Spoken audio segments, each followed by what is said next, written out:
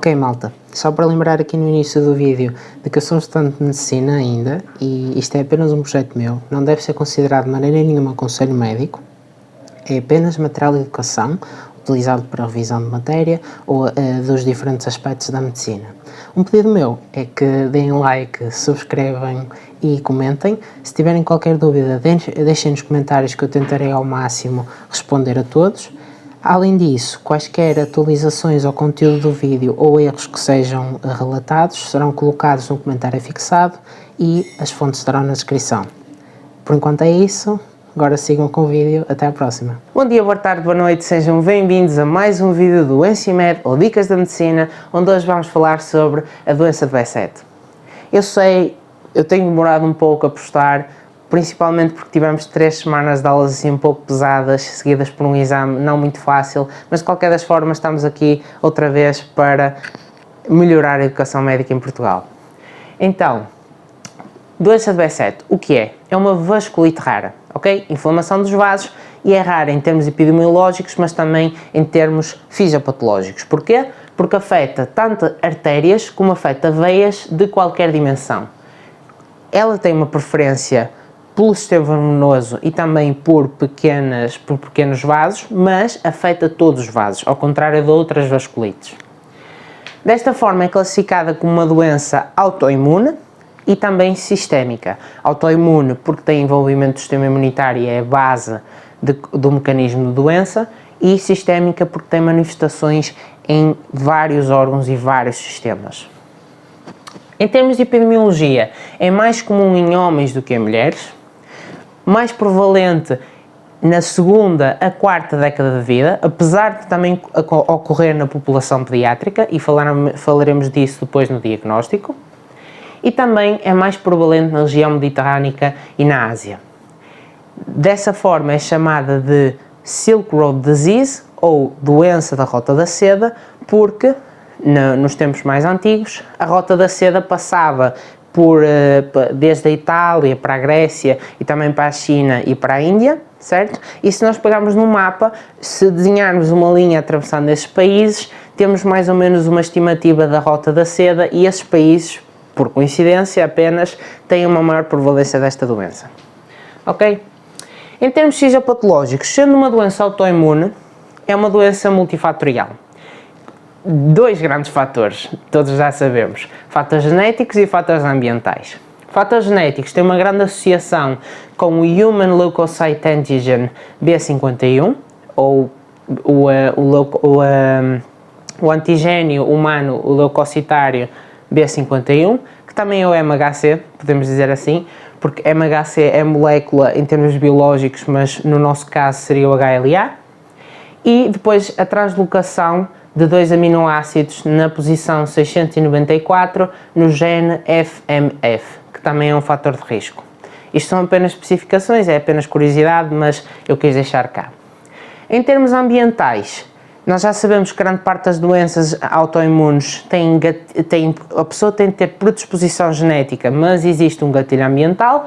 Neste caso, o possível gatilho são infecções por exemplo, herpes simplex vírus ou parvovírus.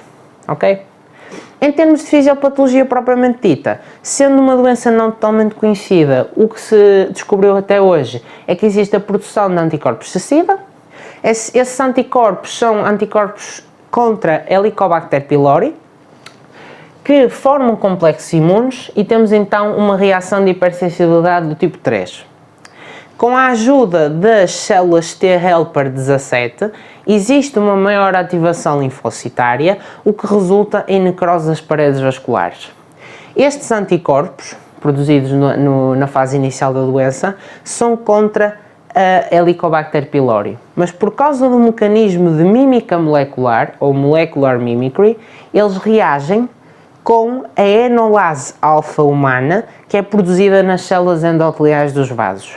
Eles, apesar de serem produzidos contra a Helicobacter, vão reagir contra esta proteína que é produzida no endotélio dos vasos, o que resulta então na ativação linfocitária, na necrose das paredes vasculares e depois, dependendo do vaso a ser afetado, formação de trombo ou aneurismas. Desta forma, a doença também é chamada por vasculite, leucocitoclástica, necrotizante, ok? Já percebemos que esta doença tem bastantes nomes, mas grande parte das vezes é chamada de doença de Behçet.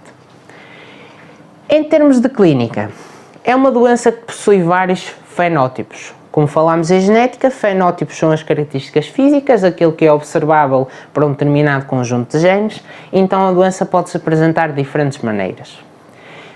Contudo, nem todos os pacientes têm todas as manifestações, e isto é uma coisa que nos temos de lembrar. Existem manifestações que são diagnósticas e até critério diagnóstico para a doença de Behçet, mas nem todas estão presentes. Então agora vamos abordar uma parte desses fenótipos e depois, num segundo quadro, vamos falar dos outros, ok? Então, um dos fenótipos da doença é a doença de Behçet mucocutânea e articular, onde temos 4 principais sintomas. Um deles, e o mais comum, e até o sintoma inicial, como está aqui, são as úlceras afetosas orais, dolorosas e recorrentes, e isto é o mais importante sobre elas. Elas doem e muitas vezes impedem até o comer, até a deglutição, até a pessoa perde o apetite porque dói-lhe a comer, e são recorrentes, ok? São mais recorrentes do que outras que veremos a seguir. Estão presentes em quase 100% dos casos de doença de Behçet e, como eu escrevi aqui, enquanto umas cicatrizam, outras aparecem. O que é que isto significa? Ao analisar a mucosa oral do paciente, vamos reparar que ele tem algumas cicatrizes de umas úlceras que já cicatrizaram, mas ao mesmo tempo terá algumas úlceras ativas. Elas vão de poucos milímetros a 2 centímetros e são classificadas em úlceras major ou minor, dependendo do seu tamanho. Úlceras com menos de 1 centímetro são consideradas úlceras minor e com mais de 1 centímetro, úlceras major. Elas têm uma base branca, elas são esbranquiçadas, redondinhas, e estão rodeadas de eritemas, estão rodeadas por uma mucosa mais avermelhada. E muitas vezes até podem ser confundidas com a da estomatite aftosa, porque tanto em termos visuais como em termos histológicos são muito parecidas. E mesmo por isso é que precisamos de outros sintomas e de outras manifestações para fazer o diagnóstico da doença de Behçet. A segunda e uma também das mais comuns manifestações são as úlceras genitais recorrentes, certo? Que podem ser únicas ou múltiplas e ocorrem no escroto nos homens e na vulva na mulher, que curam com a cicatrização. E pelo facto de terem uma menor frequência, serem menos recorrentes do que as úlceras afetosas orais, o que vai acontecer é que a análise da região genital, muitas vezes podemos não encontrar úlceras ativas, mas sim encontrar cicatrizações, e não as úlceras, apenas cicatrizes. Ok? Como está aqui.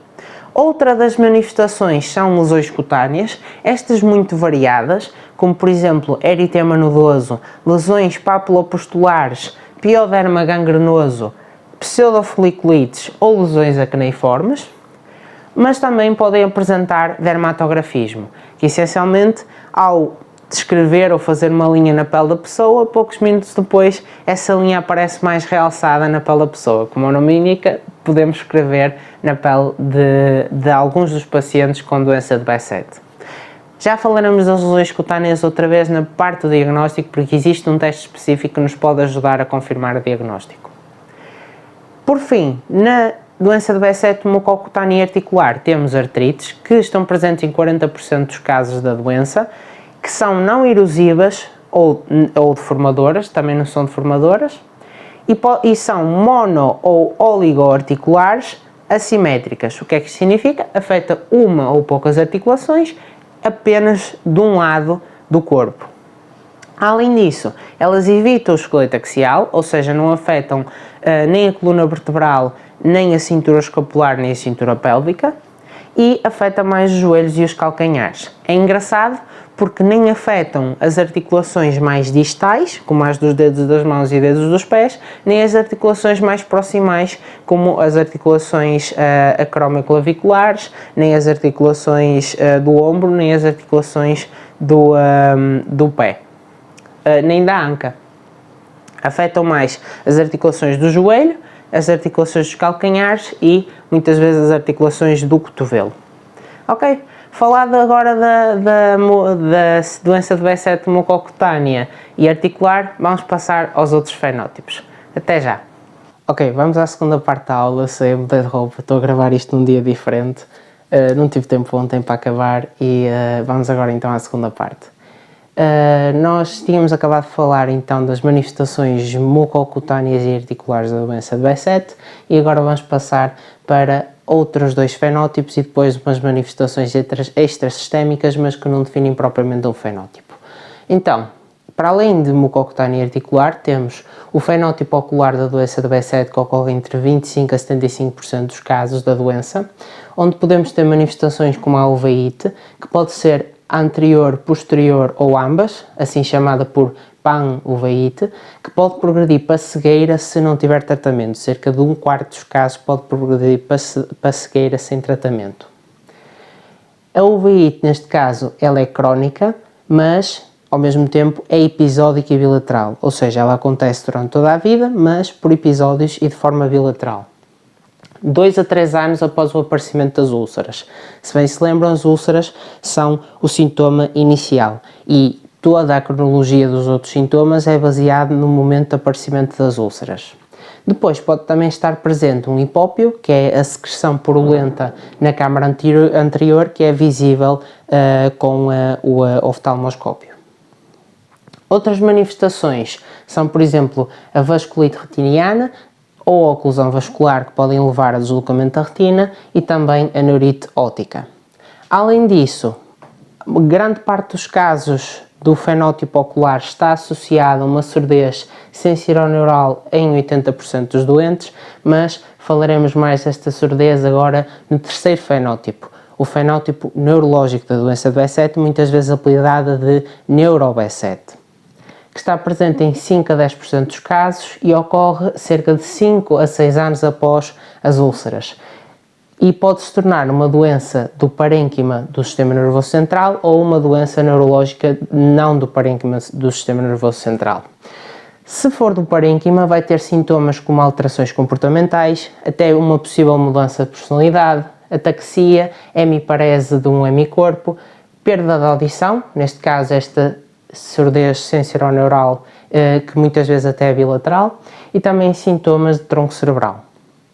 Se for não parenquimatosa, exemplos que nós temos são, por exemplo, a trombose venosa central ou mesmo um aumento da pressão intracraniana.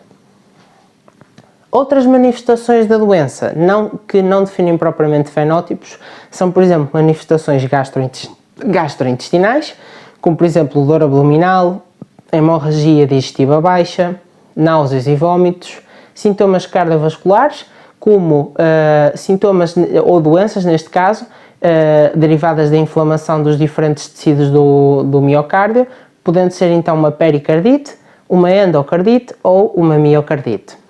Também podemos ter manifestações vasculares, lembrem-se sempre mais presentes nas veias do que nas artérias, neste caso as trombofluidites e a trombose venosa profunda no sistema venoso superficial e profundo respectivamente, ou até aneurismas arteriais. Outras manifestações muito mais raras são, por exemplo, epididimite nos homens ou até glomerulonefrite. Passamos agora, se calhar, à parte mais importante da aula, que é o diagnóstico da doença de B7. O diagnóstico é clínico e já vão perceber porquê na secção de laboratório. Mas existe um critério mandatório que tem de estar presente em todo o diagnóstico da doença e têm de estar adicionados a este 2 fatores adicionais. O critério mandatório são úlceras orais dolorosas e recorrentes, definidas como mais de 3 episódios por ano.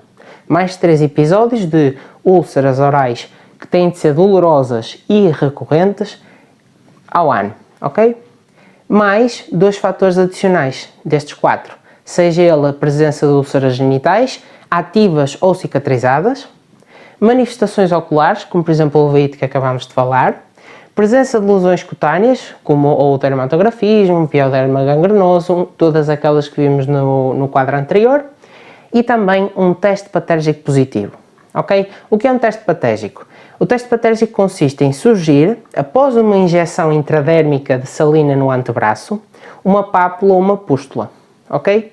E pode ser positivo em outras doenças, como por exemplo a síndrome de Sweet, mas em B7 acredita estar relacionada à quimiotaxia aumentada de neutrófilos, ok? Lembrem-se que isto é um fator adicional, não é um fator mandatório, não é um critério mandatório. Então, como eu tenho aqui, e muito importante, ser negativo não exclui o diagnóstico de doença de B7, ok? É um teste com baixa sensibilidade e também não tem assim uma elevada especificidade, como vocês percebem, ele pode ser positivo em outras doenças como a síndrome de Sweet, ok? Pronto, isto é o mais importante, é ser um diagnóstico clínico, termos de ter o critério mandatório e o teste patérgico negativo não excluir a doença. Além disso, a doença de B7, como eu vos disse no quadro anterior, pode estar presente na população pediátrica e neste caso o diagnóstico é ligeiramente diferente. Temos de ter pelo menos 3 dos 6 seguintes: aftas recorrentes, úlceras genitais, manifestação ocular, manifestação da pele, sinais neurológicos ou sinais vasculares. Basta termos 3 destes, já podemos fazer o diagnóstico de doença de B7. Em termos de MCDTs, como eu vos falei, é um diagnóstico clínico. Porquê? Porque muitas vezes a serologia não apresenta anticorpos, autoanticorpos. E então é um fator que diferencia esta doença de outras doenças autoimunes. Além disso, o hemograma apenas pode apresentar leucocitose.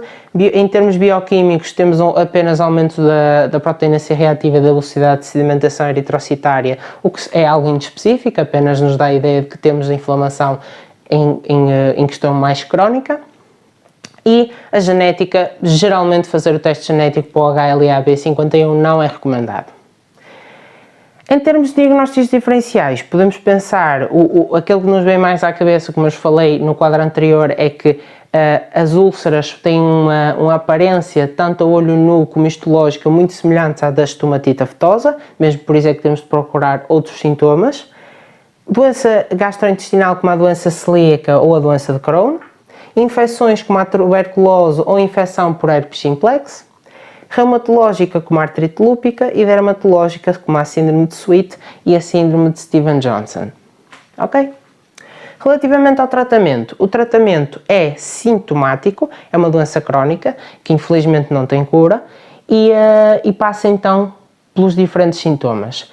No que se trata às lesões mucocutâneas, o tratamento passa por corticosteroides tópicos, em termos de prevenção, colquinina, e em termos refratários, azitioprina e também referenciação para dermatologia. Em termos de doença ocular, o tratamento passa logo por referência à oftalmologia e também o uso de corticosteroides com ou sem a azitioprina, nos casos de, por exemplo, uveíte posterior. Em termos de doença articular, o tratamento passa também por colquinina e por utilização de anti-inflamatórios não esteroides. E em termos refratários, utilizamos a azitioprina ou inibidor do TNF-alfa, ou Tumor Necrosis Factor Alpha. No caso da doença neurológica, o tratamento passa por corticosteroides ou mais outros imunossupressores, dependendo do caso. Em termos de doença intestinal, a sulfasalazina ou a prednisolona, e nos casos de refratário, um inibidor do TNF. E em termos de doença vascular, corticosteroides, mais ou menos anticoagulação, dependendo dos casos, e mais ou menos cirurgia nos casos de aneurisma. Como conseguem ver, o tratamento passa muito pela utilização de corticosteroides e, em casos refratários, ou referenciação para a especialidade ou o uso de azitioprina.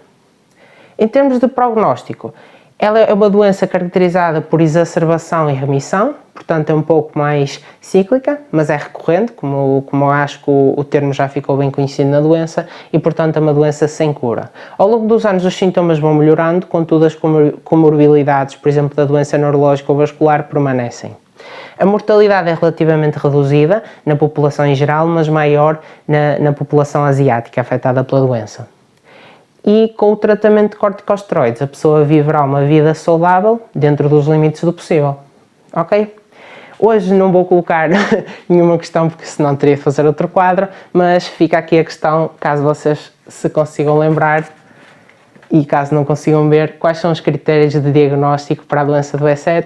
Se quiserem responder, podem deixar nos comentários ou responder para vocês próprios, mas esta se calhar é a parte mais importante da aula e o que eu gostava que ficasse bem definido. É ser um diagnóstico clínico e termos de saber os critérios que fazem esse diagnóstico. Ok? De qualquer das maneiras, espero que tenham gostado e até à próxima!